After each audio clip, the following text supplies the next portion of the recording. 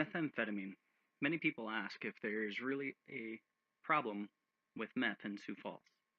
Well, there is, and I will present to you the reasons why methamphetamine is still an epidemic across much of the U.S. and why in Sioux Falls it is still a major problem that we need to address. Meth is a social problem. According to Dr. Nora Volkow, the director of the National Institute on Drug Abuse, she addresses meth as still being a problem. In 2013, she wrote a letter that stated the abuse of methamphetamine, a potent and highly addictive stimulant, remains an extremely serious problem in the United States. The history of meth. It started as amphetamine. It was chemically similar to methamphetamine. Amphetamine was first synthesized by a Romanian chemist, Edeleanu, at the University of Berlin in Germany in 1887. This was not used clinically until Gordon Allys resynthesized the drug in the 1920s. From there, it was used in a medical setting to treat asthma, hay fever, and colds. In 1932, Smith, Kline and French laboratories marketed the first amphetamine product, an amphetamine-based inhaler trade-named Benzedrine. This was used to treat nasal congestion. During the remaining 1930s, amphetamines were promoted by the U.S. pharmacological companies as treatments for ailments such as rhinitis and asthma. Methamphetamine, a variant of amphetamine, was first synthesized in Japan in 1893 by Nagayoshi Nagai from the precursor chemical ephedrine. Methamphetamine was not widely used until the 1940s, during World War II. German, English, American, and Japanese governments began giving their military personnel the drug to enhance endurance and alertness and to ward off fatigue. The molecular structures are very simple. Amphetamine is a simple synthetic derivative of phenylethylamine, which differs only in possessing a methyl group, CH3, attached to a side chain. Here you can see a representation of the molecule phenylethylamine in the upper left. In the middle is a representation of the amphetamine molecule. Note the addition of the methyl group attached to the side chain. This is a significant alteration, however, as the methyl group protects the amphetamine from degradation by the monoamine oxidase. As a result, amphetamine can enter and persist in the bloodstream. There are many variants of the basic chemical structure of amphetamine. For instance, if we add a second methyl group to the basic nitrogen of the side chain of this molecule, it leads us to methamphetamine. Note the second CH3 group. Methamphetamine, also known as methyl 1-phenylpropan-2-amine, which has even more potent biological actions. There are two variations of the molecule. The dextroisomer, or D-methamphetamine, is the most powerful. This isomer is the one that is distributed widely and illicitly in the United States. The other isomer is used as a nasal decongestant by several companies.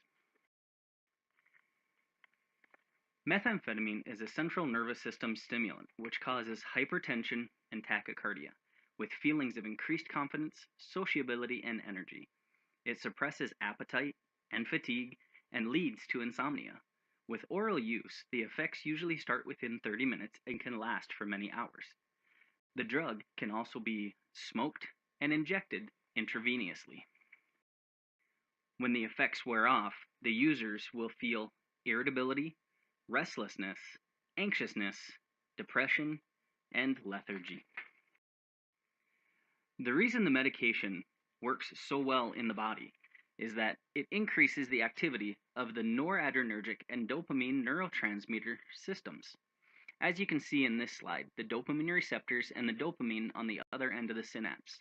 Methamphetamine can create the variation to seem like 600 times the usual dopamine release.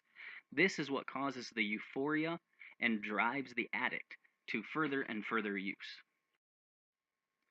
Acute intoxication causes serious cardiovascular disturbances, LOS, as well as behavioral problems, which include agitation, confusion, paranoia, impulsivity, and violence.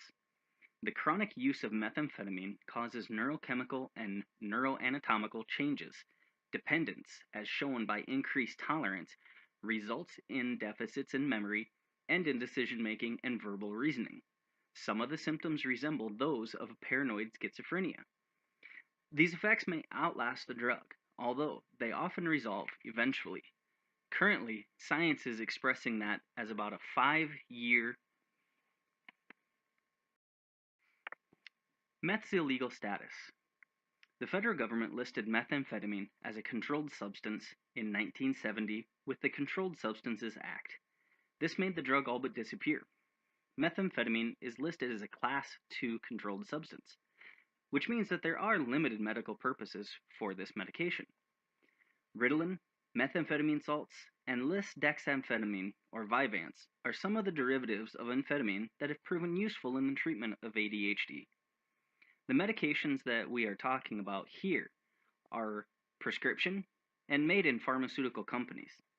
The medication or the methamphetamine crystal meth that we are talking about as being illegal and used illicitly across the United States is made in clandestine labs and what's known as shake and bake methods using bottles in people's houses. The local effects of methamphetamine in Sioux Falls. The amount of methamphetamine seizures and arrests in Sioux Falls, South Dakota has steadily increased over the last 7 or so years, far more than other drugs in the area.